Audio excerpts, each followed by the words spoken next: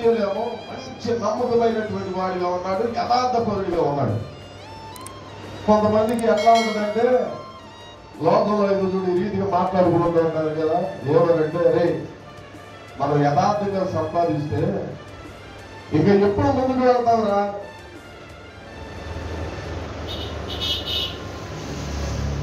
ద్రోహాలు చేస్తూ అక్కడక్కడ మోసాలు చేస్తూ అక్కడక్కడ దొంగతనాలు చేస్తూ వ్యర్థమైన మాటలు చెప్తూ అబద్ధ జీవితాలు కొనసాగిస్తూ ఉన్నటువంటి వారి జీవితాలను ఎలా కట్టుబడి ఉన్నాయో మనం ఇట్లా నమ్మకంగా ఉంటే, ఇంత యథార్థంగా ఉంటే ఎక్కడ వేసినటువంటి దొంగలాగా అక్కడే ఉండిపోతానికి ఎట్లా మన జీవితాలు కొనసాగేది?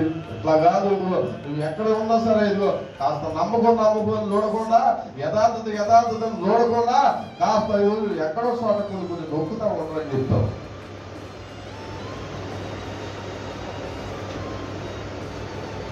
నేను ఏమంటానంటే మన పరిస్థితులు ఎలా ఉన్నా సరే మన దేవుడిని ఎప్పుడు కూడా నమ్మకంగా ఉండాలంటే మందిరికి ఉండేది కొంచెమేనండి,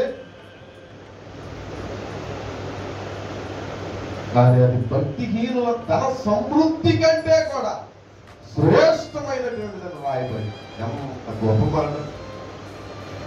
నీతో కూడినటువంటి జీవితంలో ఇక పచ్చడి మెతుకులు వేసి తిని బ్రతికిన గంజి నీళ్లు దాగి బ్రతికినా సరే ఆ యథార్థత మనలో ఉంటే చాలండి. ఎవడెవడో ఫలిస్తున్నాడని మోసం చేస్తూ బ్రతుకుతున్నాడు, మనం త్రోవ తప్పి ఇది వచ్చాడు మనలో మోసకరమైన మార్గంలో వెళ్ళే కన్నా యథార్థముగా కూడినటువంటి జీవితం, నమ్మకంతో కూడినటువంటి జీవితం, తిన్నా తిరగపోయినా మన కడుపు మార్చుకున్నా సరే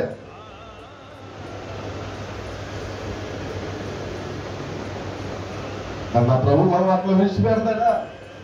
అట్లా విడిచిపెట్టేటువంటి వాడు కాదు. దానియేలు ఎలా ఉన్నాడంటే నమ్మకంగా ఉన్నాడు.